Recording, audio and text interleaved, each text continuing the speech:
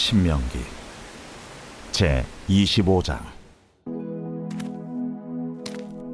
사람들 사이에 시비가 생겨 재판을 청하면 재판장은 그들을 재판하여 의인은 의롭다 하고 악인은 정죄할 것이며, 악인에게 태형이 합당하면 재판장은 그를 엎드리게 하고 그 앞에서 그의 죄에 따라 수를 맞추어 때리게 하라. 40가지는 때리려니와 그것을 넘기지는 못할지니, 만일 그것을 넘겨 매를 지나치게 때리면 내가 내 형제를 경히 여기는 것이 될까 하노라. 곡식 떠는 소에게 망을 씌우지 말지니라.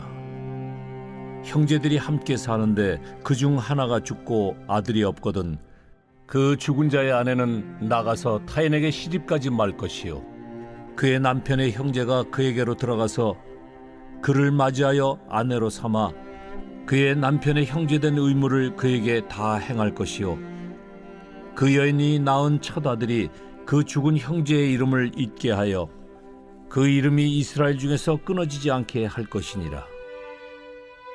그러나 그 사람이 만일 그 형제의 아내 맞이하기를 즐겨하지 아니하면 그 형제의 아내는 그 성문으로 장로들에게 나아가서 말하기를, 내 남편의 형제가 그의 형제의 이름을 이스라엘 중에 잊기를 싫어하여 남편의 형제된 의무를 내게 행하지 아니하나이다 할 것이요, 그 성읍 장로들은 그를 불러다가 말할 것이며, 그가 이미 정한 뜻대로 말하기를, 내가 그 여자를 맞이하기를 즐겨하지 아니하노라 하면 그의 형제의 아내가 장로들 앞에서 그에게 나아가서 그의 발에서 신을 벗기고 그의 얼굴에 침을 뱉으며 이르기를, 그의 형제의 집을 세우기를 즐겨 아니하는 자에게는 이같이 할 것이라 하고 이스라엘 중에서 그의 이름을 신 벗김 받은 자의 집이라 부를 것이니라. 두 사람이 서로 싸울 때에 한 사람의 아내가 그 치는 자의 손에서 그의 남편을 구하려 하여 가까이 가서 손을 벌려 그 사람의 음낭을 잡거든 너는 그 여인의 손을 찍어버릴 것이고 내 눈이 그를 불쌍히 여기지 말지니라.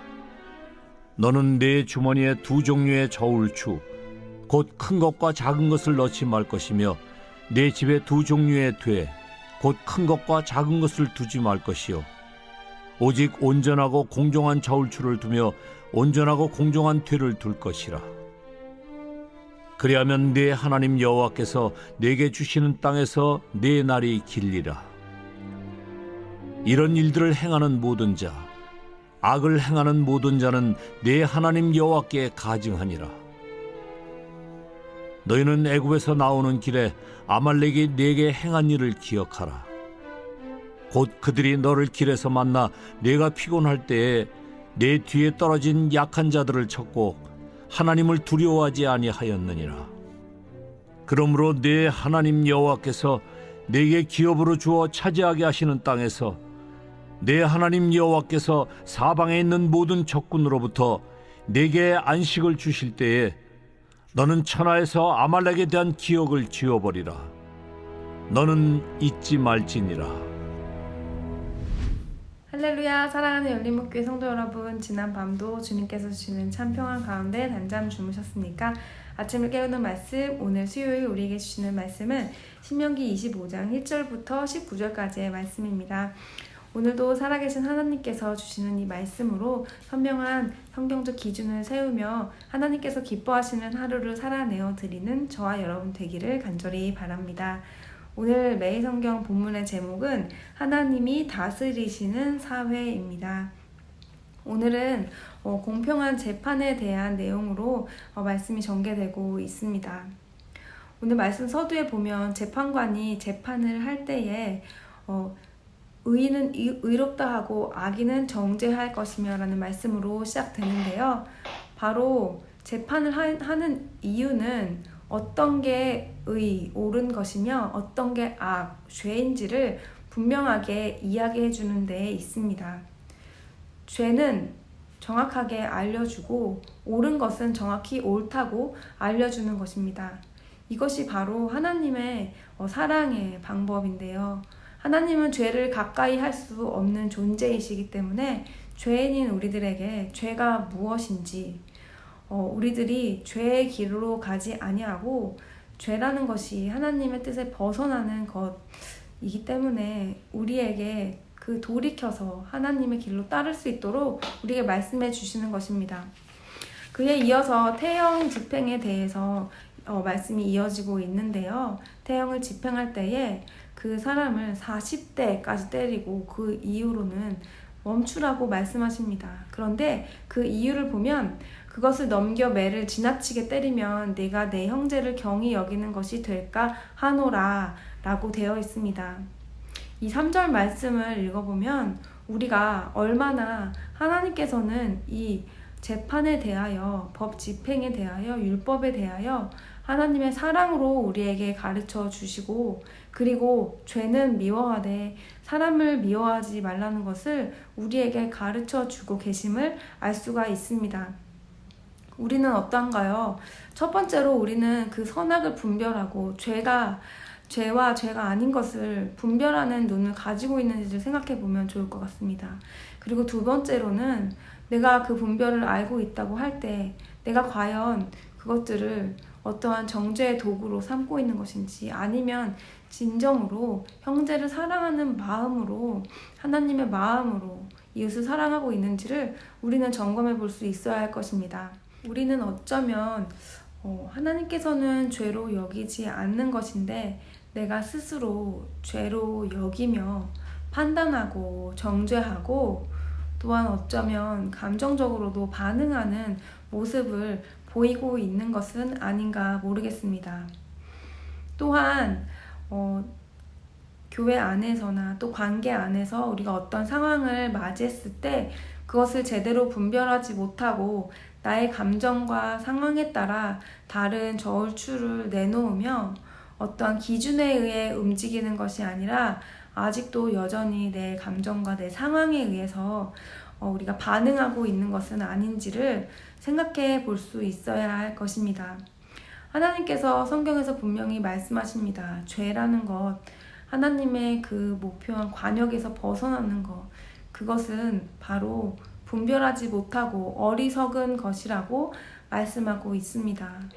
내가 먼저 옳은 것과 옳지 않은 것에 대한 기준을 내 다른 저울추로 그때그때 내 감정대로, 내 상황대로 꺼내는 것이 아니라 하나님께서 허락하신 모든 상황 가운데에서 내 감정이 요동칠지라도 그 가운데에서 말씀의 기준으로 그것들을 판단하며 그 가운데에서 자녀들에게 가장 좋은 것 주시는 하나님께서 이 순간 이 상황을 통하여 나에게 무엇을 말씀하여 주시는 것인지 주님의 뜻을 분별하며 그 가운데서 우리가 하나님께로 더 가까이 나아가고 있는 것인지, 아니면 그때그때 상황에 따라 내 기분에 따라 다른 반응을 하며 하나님께로는 더 멀어지고 내 감정에 좌지우지되는 그런 삶으로 아직도 살아가고 있는 것은 아닌지, 오늘 말씀을 통하여 하나님께서 이렇게 율법과 재판의 방법 등을 구체적으로 우리에게 알려주시는 이유는 다시 한번 우리들에게 우리의 삶이 이 말씀의 기준 위에서 상황에 의해 움직이는 것이 아니라 하나님께서 옳다 하시는 것, 바로 하나님께로 가까이 가는 것, 하나님의 목적을 따르는 그런 삶으로 나아가게 하는 것이 내 삶의 무엇인지를 우리가 분별해야 한다는 것을 오늘 말씀을 통해 다시 한번 기억하였으면 좋겠습니다.